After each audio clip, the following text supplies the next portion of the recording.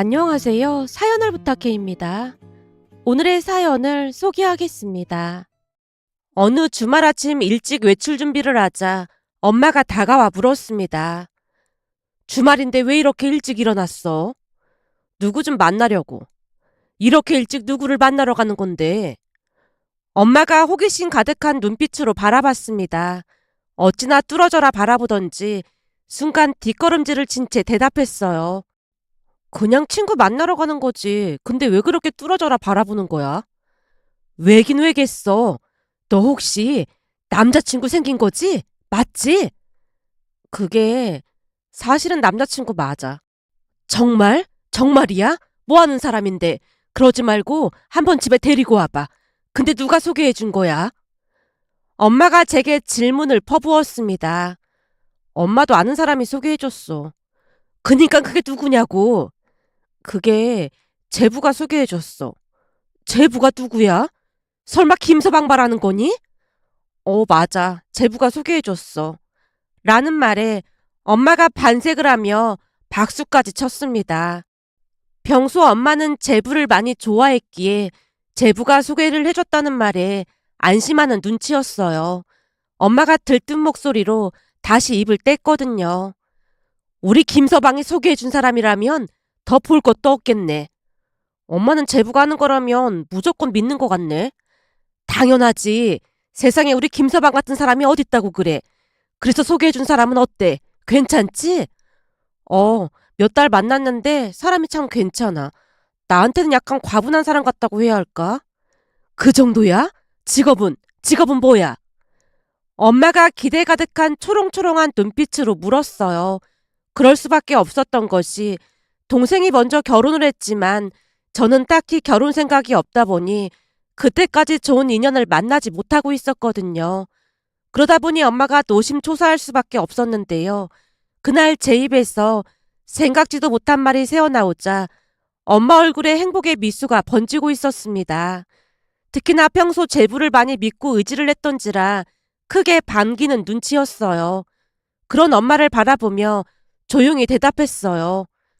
그 사람 직업이 게임 프로그래머야. 뭐? 게임 뭐라고? 게임 프로그래머. 게임 프로그래머가 뭐야?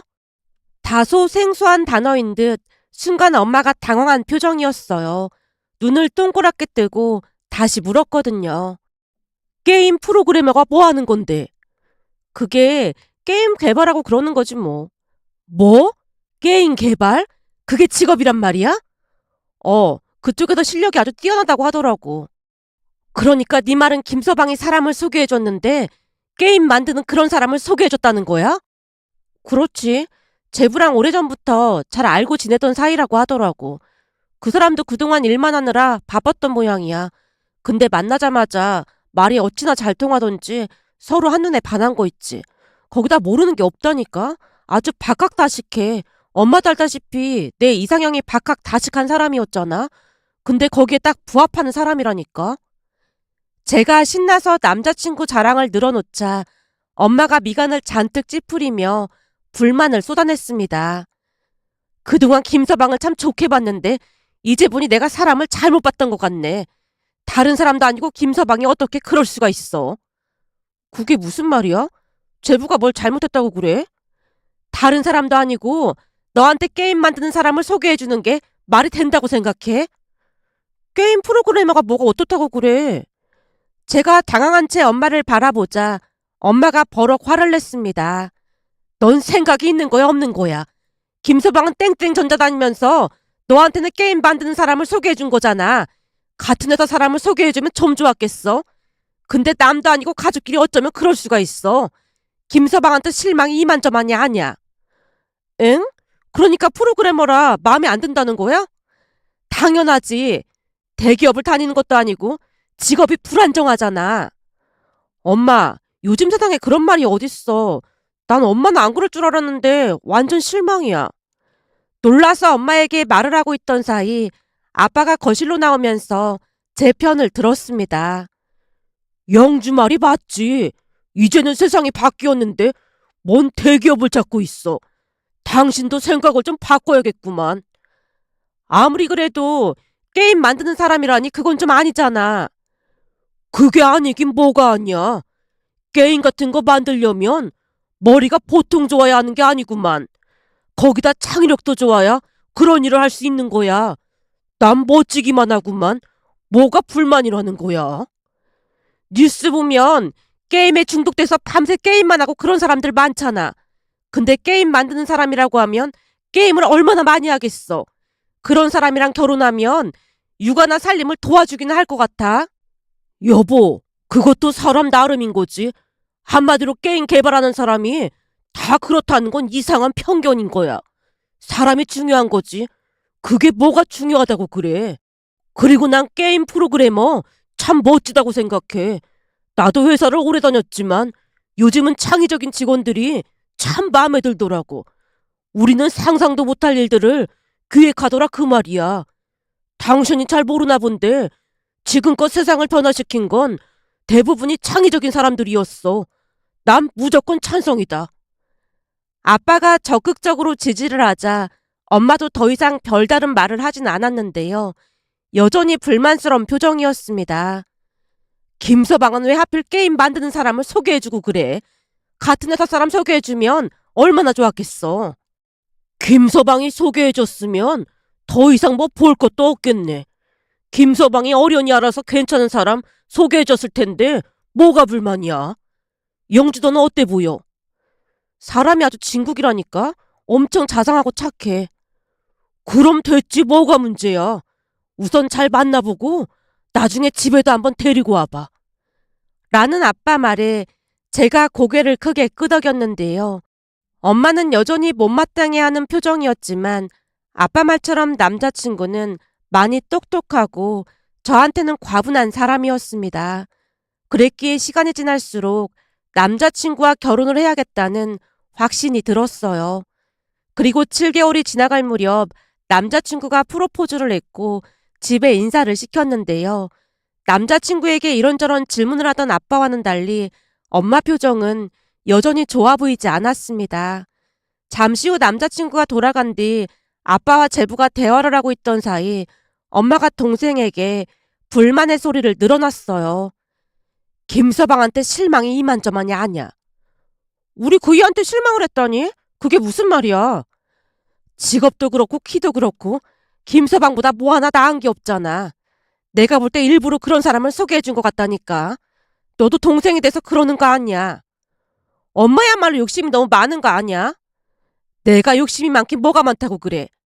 예비형부 키가 작은 편도 아니구만. 뭐가 불만이라는 거야? 저 정도면 딱 평균이구만. 김서방이 훨씬 더 크잖아. 엄마, 김서방 키가 185잖아.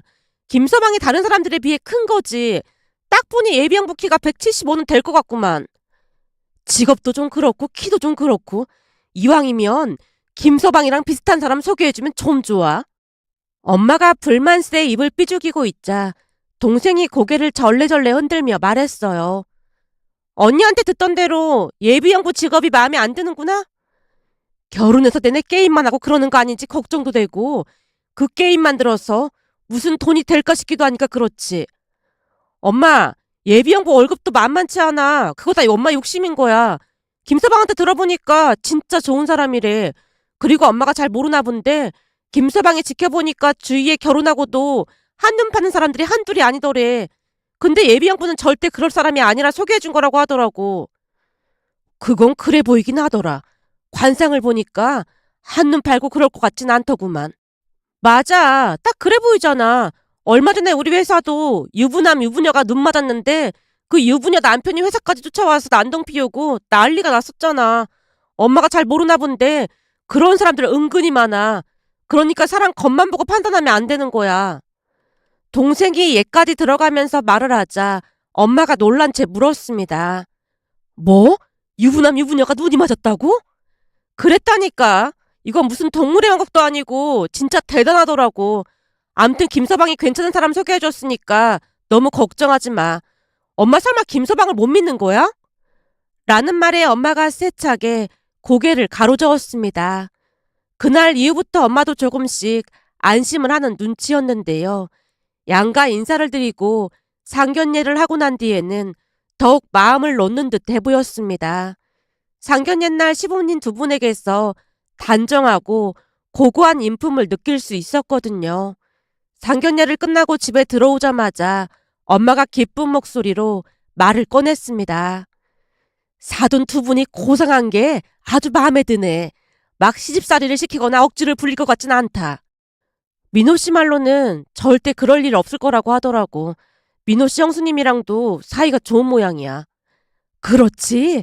딱 그래 보이더라. 사돈 두 분을 보니까 정서방이 더 마음에 드네.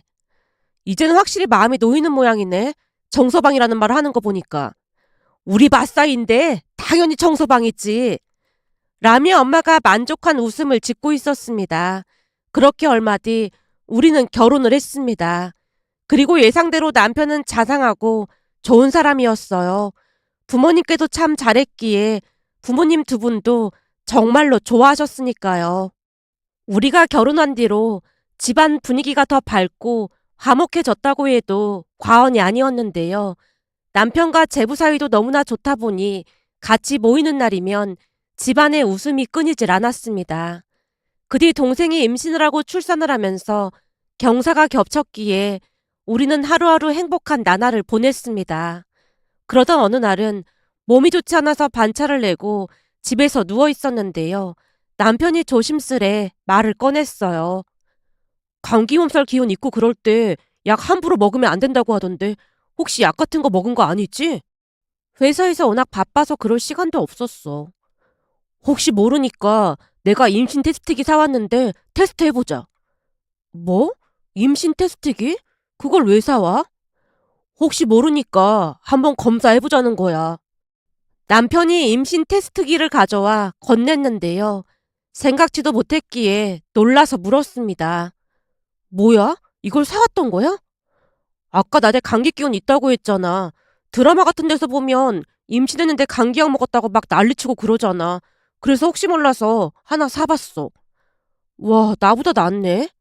내가 좀 자상한 편이긴 하지. 남편이 칭찬을 듣고 으쓱해져서 의기양양하게 대답했습니다. 그런데 곧 테스트기를 사용했다가 깜짝 놀라고 말았어요. 전혀 생각지도 못했는데 진짜 임신이었거든요. 테스트기를 보자마자 남편이 기쁜 목소리로 시어머님께 연락을 했고 저도 엄마에게 연락을 했습니다. 엄마, 나 임신했어. 그게 정말이야? 병원은 다녀온 거야? 그런 건 아닌데 테스트기 해봤더니 두 줄 나왔어. 그럼 임신이 확실하네. 엄마 목소리에서 기쁨이 넘치고 있었습니다. 그 뒤 우리는 태교를 하면서 하루하루 행복한 시간을 보내고 있었어요. 그런데 호사다마라고 했던가요. 그 일은 아빠 고향 친구 아버지가 돌아가셨다는 연락이 오면서 시작이 됐습니다. 워낙 친했던 사이였기에 퇴근을 하자마자 집에 와서 검정색 정장으로 갈아입었다는데요. 엄마가 아빠에게 물었다네요. 용수 씨면 나도 가봐야 하는 거 아니야? 됐어. 가면 밤새야 할 것 같은데 당신은 그냥 있어. 그래도 거리가 꽤 먼데 밤에 혼자 운전하면 위험할 것 같아서 그렇지. 운전을 하루 이틀 한 것도 아닌데 걱정할 일이 뭐가 있겠어. 조심해서 잘 다녀올 테니까 걱정하지 마. 아빠가 엄마를 안심시킨 뒤 홀로 운전을 해서 장례식장으로 출발을 했다는데요. 장례식장까지 꽤 먼 거리다 보니 아빠 나름대로 조심해서 운전을 했답니다. 하지만 운전이라는 게 나만 잘한다고 되는 게 아니잖아요. 정말 운이 없게도 상대방 운전자가 졸음운전을 하는 바람에 뒤에서 아빠 차를 들이받은 모양이었습니다. 결국 3중 추돌 사고가 났고 아빠 차는 폐차를 시켜야 할 정도로 심각한 상태였습니다. 그 와중에도 천만다행으로 생명에는 지장이 없었지만 사고 충격이 전혀 없을 순 없었어요. 생명에만 지장이 없을 뿐 크게 다쳤으니까요. 그중 다리가 가장 문제였기에 큰 수수로 한동안 휠체어 신세를 져야만 했습니다. 사고로 인해 가족 모두 큰 충격을 받았지만 아빠가 가장 큰 충격을 받은 상황이었는데요. 잠을 자다가도 소리를 지르며 경기를 하다 놀라서 깬 적이 한두 번이 아니었으니까요. 결국 아빠는 다니던 회사도 그만둬야만 했습니다. 다리에 마비가 온 건 아니었지만 지속적인 재활 훈련이 필요하다고 했으니까요. 그러면서 아빠 성격도 서서히 변해갔습니다. 가장 크게 변했던 것은 말수가 극도로 줄었고 가족인 우리를 만나는 것도 비약이 일쑤였거든요. 병원에서 퇴원을 한 뒤로도 아빠는 집에만 틀어박힌 채 우리를 피하기만 했습니다. 어느 날은 친정에 갔더니 엄마가 한숨을 내쉬며 말했어요. 진짜 걱정이 이만저만이 아니다. 밥도 잘 안 먹다 보니까 살이 10kg나 넘게 빠졌잖니. 의사 말이 잘 먹어야 재활치료도 속도가 붙는다고 하던데 잘 먹지를 않으니 힘이 없어서 재활도 엄청 더디잖니. 밝고 긍정적이던 사람이 어쩌다가 저리 됐는지 모르겠다. 그러게 말이야. 우리 아빠처럼 긍정적인 분이 없었는데 진짜 걱정이네. 그나저나 엄마도 힘들어서 어떡해? 네 아빠가 힘들지 내가 힘들 게 뭐가 있겠어. 네 아빠가 걱정인 거지. 엄마, 그래서 말인데 며칠 전에 그이가 먼저 말을 꺼냈거든? 정서방이 무슨 말을 꺼내? 당분간 우리가 여기 들어와서 사는 게 어떻겠냐고 하더라고. 뭐? 니들이 여기 들어와서 살겠다고? 지금 아빠 상황도 그렇고 하니까 엄마도 힘들고 그렇잖아. 그러니까 우리가 들어오면 조금 덜 힘들지 않겠냐고 하더라고. 제가 남편의 말을 전달하자 엄마가 손사래를 치며 말렸습니다. 네가 홀몸도 아닌데 됐어. 우리 일은 우리가 알아서 할 거니까 니들이나 잘 살아. 무슨 말을 그렇게 서운하게 하고 그래. 제가 정색을 한 채 엄마를 바라보자 엄마가 조용히 입을 뗐습니다. 네가 홀몸도 아닌데 여기 들어와서 내내 우울한 아빠 보면 좋을 게 뭐가 있겠어. 거기다 니들이 여기 들어온다고 하면 사돈 두 분 기분이 어떻겠니? 그러니까 괜한 소리 하지 말고 니들이나 잘 살 생각해. 네 아빠야 워낙 밝은 사람이었으니까 곧 괜찮아질 거야. 라며 엄마가 단박에 거절을 했습니다. 그렇게 얼마 뒤 아빠 생신이 다가와서 다시 엄마에게 찾아가서 상의를 했어요. 엄마, 조금 있으면 아빠 생신이잖아. 정서방이 엄청 좋은 레스토랑 예약한다고 하거든? 원래 거기가 몇 달 전부터 예약을 해야 하는 곳인데 아는 사람을 통해서 예약할 수 있다나 봐. 아빠 생신날 거기로 예약하겠다고 하는데 괜찮을까? 니들이 신경 써준 건 고마운데 아빠가 휠체어 타고 어디 나가고 싶어 하질 않잖니. 그냥 마음만 고맙게 받는다고 전해줘. 의사 말이 마비가 온 게 아니니까 재활치료하면 걸을 수 있다고 했잖아. 그니까 계속 활동하고 그래야 한다니까. 지금도 재활치료 받고 있으니까 좀 더 나아지면 가자. 정서방한테는 고맙다고 꼭 전해주고. 라며 엄마가 침울한 목소리로 말을 했는데요. 아빠로 인해 엄마도 우울감이 심해져가는 것 같아 보였어요. 결국 더 이상 말을 꺼내지 못한 채 집에 돌아갔더니 남편이 눈치를 보며 물었습니다. 장모님께 물어봤어? 아빠가 외출하시기를 꺼려 하신다면서 그냥 고마운 마음만 받겠대. 당신이 신경 써줘서 정말 고맙다고 하시더라고. 장인어른 바람 좀 쐬어드릴까 한 건데 마음이 안 좋네. 그니깐 말이야. 근데 당신이 신경 써줘서 엄마가 많이 고마워하고 있어. 내가 해드린 게 뭐가 있다고. 근데 장인어른 재활치료는 잘 하고 계신 거야? 재활치료를 하고 계시긴 한데 잘 드시지도 않고 그러다 보니까 체력적으로 많이 힘드신가 보더라고. 근데 아빠 입장에서야 청천벽력 같은 일이 일어난 거니까 당연한 거 아니겠어. 그 와중에 아빠가 그날 엄마랑 같이 안 가서 다행이었다는 말까지 했다는데 더 큰 문제는 아빠가 우울해하시니까 엄마도 덩달아 우울감을 느끼시는 것 같아. 종일 옆에 계시니까 그럴 수도 있지. 남편이 안쓰러운 표정으로 긴 한숨을 내쉬었습니다. 그런데 그 주 주말부터 남편이 계속해서 외출을 했어요. 당신 어디 가는 거야? 일이 좀 있어서 나갔다 올게. 무슨 일인데 그래? 그냥 일이 좀 있어. 남편이 말을 아낀 채 급히 집을 나섰어요. 그 뒤에도 남편은 주말마다 외출을 했고 거기다 평일에도 늦게 들어왔습니다. 왠지 모르게 항상 바빠 보였어요.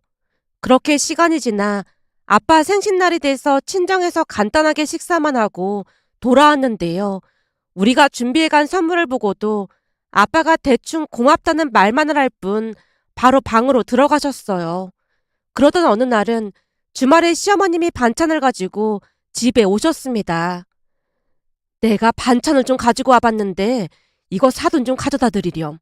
그동안 내내 어떻게 도와드려야 할까 고민만 하다가 내가 도와드릴 게 이거밖에 없는 것 같아서 가지고 왔어. 일주일에 한두 번씩 반찬 가지고 올 테니까 내가 했다고 하지 말고 네가 했다고 하면서 살짝 드리고 와라.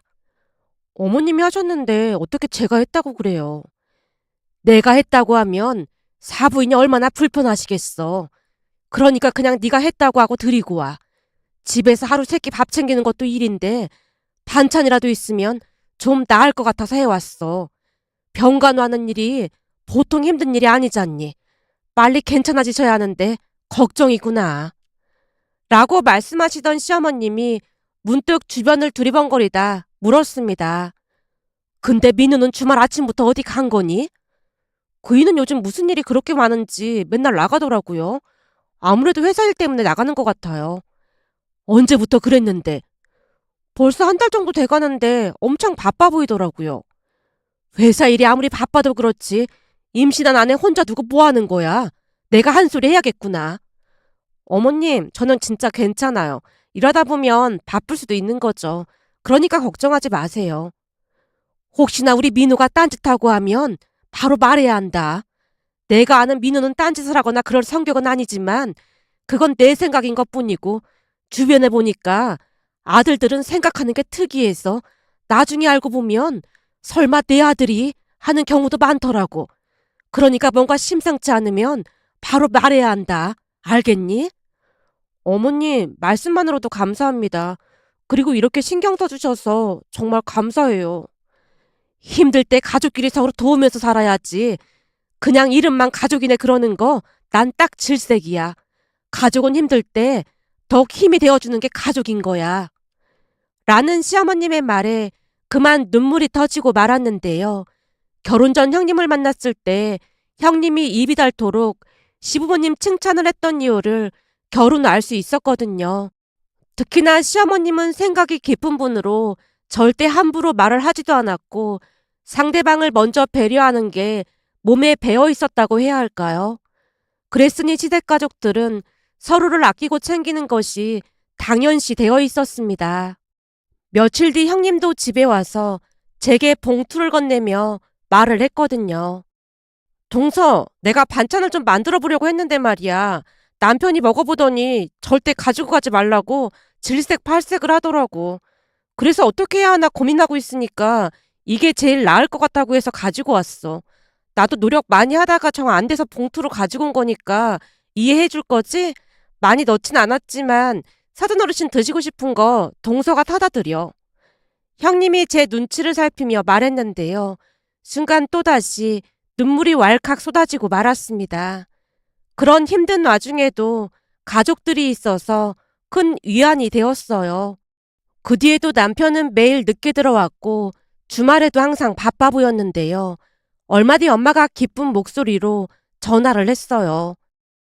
영주야, 네 아빠 엄청 좋아졌어. 엄마가 오지 말라해서 계속 못 가고 있었는데 그 사이 많이 좋아지신 거야? 말도 마라. 정서방 덕분에 아주 많이 좋아졌다. 정서방이라니? 그게 무슨 소리야? 정서방 말이야. 수시로 집에 와서 네 아빠 재활 운동도 도와주고 뭐 이상한 걸 사서 조립도 해주고 그랬잖니. 어? 이상한 걸 조립해줬다니 그게 무슨 말이야? 어느 날 집에 엄청 큰 박스를 막 가지고 오더니 내내 앉아서 뭘 조립하더라니까. 잠깐만. 그러니까 그이가 계속 거기에 갔었단 말이야? 그랬다니까. 거짓 매일 와서 말동무도 해주고 같이 산책도 하고 그랬다니까. 진짜? 근데 대체 뭘 조립해줬다는 거야? 너도 와서 보면 깜짝 놀랄걸? 교통사고 난 이후에 운전 트라우마가 심했는데 정서방 덕분에 요즘 네 아빠 다시 운전도 시작했잖니. 뭐? 아직 완쾌된 것도 아닌데 운전을 하면 어떡해. 제가 놀란 채 소리쳤는데요. 엄마가 웃음을 참으며 대답했습니다. 걱정하지 마. 운전을 진짜 기가 막히게 한다니까. 나도 옆에 태우고 드라이브 시켜주는데 젊었을 때 생각도 나고 그렇다니까. 아니 대체 무슨 말을 하는 거야? 궁금하면 이번 주 주말에 와서 보던지. 라며 엄마가 전화를 끊었습니다. 그날 늦게 집에 들어온 남편에게 물었어요. 여보, 그동안 일 때문에 바쁜 줄 알았더니 친정에 갔던 거야? 아, 그게 겸사겸사 갔던 거야. 당신도 일하느라 많이 피곤할 텐데. 아니야. 어차피 취미생활이라 아주 재미있어. 뭐? 취미생활? 엄마도 그렇고 당신도 그렇고 대체 무슨 말을 하는 거야? 그러니까 한마디로 장인어른이랑 같이 취미생활을 하고 있다는 말이야. 장인어른이랑 같이 하니까 얼마나 재밌는지 몰라. 당신도 궁금하면 이번 주 주말에 같이 가던지. 라며 남편이 설레이는 마음을 감추지 못하고 있었습니다. 그 모습에 대체 무슨 일이 일어난 것인지 궁금증이 일어 주말이 되기만을 기다렸는데요. 토요일 아침 일찍 친정에 갔다가 거실을 보고는 놀라서 입이 다물어지지 않았어요. 거실에 어마어마하게 큰 TV가 설치되어 있었던 것뿐만 아니라 자동차 핸들과 똑같이 생긴 핸들과 함께 운전석 의자까지 설치되어 있었는데요. 한마디로 자동차 운전석을 그대로 가져다 놓은 것 같았습니다. 거실을 둘러보다 놀란 채 외쳤어요. 아니 이게 다 뭐야? 뭐긴 뭐야. 네 아빠랑 정서방 취미생활이지. 여기서 둘이 맨날 자동차 경주하고 난리도 아니야. 뭐? 자동차 경주? 그래. 덕분에 나도 저기 옆좌석에 앉아서 드라이브도 하거든. 근데 보통 재밌는 게 아니야. 어때? 구경 한번 해볼래? 라는 말이 끝나자마자 아빠가 운전석에 앉았고 엄마가 옆좌석에 앉았는데요. 아무리 봐도 자동차 내부를 똑같이 흉내낸 모습이었습니다. 엑셀과 브레이크까지 갖춘 모습에 입이 다물어지지 않았으니까요. 그리고 곧 아빠가 외쳤습니다. 순영씨, 드라이브 할 준비 됐나요? 그럼요, 상철씨. 출발하시죠. 오늘은 그 해안도로로 부탁해요. 알겠습니다, 순영씨. 안전벨트부터 매시죠. 아이고, 우리 상철씨는 참 매너가 좋다니까요. 라며 엄마가 수리내어 웃고 있었는데요. 그 와중에 남편이 뒤에서 두 분에게 큰 소리로 물었습니다. 순영님, 상철님, 오늘은 휴게소에서 뭘 드실 건지요? 상철씨, 정 셰프가 오늘 휴게소에서 뭘로 먹을지 묻네요. 오늘은 뭘로 먹을까요? 그럼 오늘은 그 우동에다가 호두과자 어때요? 예전에 휴게소만 들렀다 하면 순영씨 호두과자 꼭 먹었잖아요. 역시 상철씨밖에 없다니까. 알겠어요. 그럼 오늘은 우동이랑 호두과자로 먹어요. 정 셰프, 오늘은 우동이랑 호두과자로 부탁해요. 라고 엄마가 외쳤는데요. 듣고 있던 남편이 난감한 표정으로 대답했습니다. 이를 어쩌죠? 오늘은 호두과자가 다 떨어졌네요. 아니 무슨 휴게소가 없는 게 이렇게나 많아. 죄송합니다. 대신에 회오리 감자 어떠세요? 제가 치즈가루 팍팍 뿌려드리겠습니다. 상철씨, 회오리 감자는 어때요? 회오리 감자 좋죠. 아빠가 신나서 외치자 남편이 주방으로 가서 우동을 끓이고 에어프라이어에 회오리 감자를 돌렸습니다. 얼마 후 아빠가 다시 외쳤어요. 순영씨, 휴게소 다 왔으니까 식사나 하고 가죠. 예, 좋죠. 라며 두 분이 자리에서 일어났는데요. 비록 서툴기는 했지만 엄마 부축을 받으며 천천히 식탁으로 걸어갔습니다. 그리고는 음식을 보며 아빠가 물었어요. 근데 김밥까지 있네. 김밥은 정셰프 특별 메뉴입니다. 아주 맛있겠구만. 그럼요. 소고기까지 넣고 정성스레 만들었으니까 맛있게 드세요. 라며 다 같이 웃음을 터뜨리는 모습에 저도 모르게 눈물이 뚝뚝 떨어졌습니다. 그 뒤에도 세 사람은 한참 동안을 즐거운 시간을 보냈는데요. 그 모습을 보며 남편에게 얼마나 고마웠는지 모른답니다. 진정에 설치된 것들을 남편이 주문해서 몇 날 며칠 제작한 거라고 했으니까요. 나중에 집에 와서 남편에게 고마운 마음을 전했어요. 여보, 진짜 고마워. 당신 덕분에 아빠가 다시 웃음을 되찾은 것 같아. 내가 한 게 뭐가 있다고 그래. 저번에도 말했지만 그거 내 취미생활이야. 우리 집에 하고 싶었는데 눈치 보여서 못하고 있었거든. 그걸 처갓댁에 설치한 것뿐이야. 사실 나도 설치하면서 장인어른이 그렇게 좋아하실 줄 몰랐어. 처음에는 시큰둥하셨거든. 근데 시간이 지나면서 막 관심을 가지시면서 이것저것 주문도 하고 그러시더라고. 그거 장인어른 덕분에 많이 업그레이드 된 거야. 꽤 괜찮지 않았어? 완전 멋졌어. 정말 고마워. 제가 감동의 눈물을 훔치고 있자 남편이 배시시 웃었는데요. 남편에게 진심으로 고마운 마음뿐이었습니다. 그 뒤 아빠는 점점 예전의 활기를 되찾아갔고 재활치료도 열심히 하셔서 건강도 많이 좋아지셨습니다. 얼마 뒤에는 지팡이를 짚고 걸을 수 있을 정도가 됐고 또 얼마 뒤에는 지팡이 없이 홀로 걸을 수 있게 되었거든요. 그리고 남편은 지금도 친정에 가서 즐거운 시간을 보내고 있는데요. 며칠 전에도 친정에 갔더니 엄마가 미안한 표정으로 말했어요.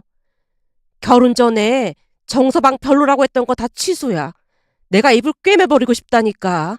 저렇게 좋은 사람한테 그런 말을 한 게 얼마나 미안한지 모르겠다. 이제라도 알아서 다행인 거지. 거봐, 내가 진짜 좋은 사람이라고 했잖아. 라는 말에 엄마가 눈물까지 그렁그렁한 채 고개를 끄덕였습니다. 그 모습을 보며 남편에게 또다시 고마운 마음이 가득해졌답니다. 또한 남편을 바르게 잘 키워주신 시부모님께 감사한 마음이 들어 고마운 마음을 전하고자 이렇게 글 남겨봅니다.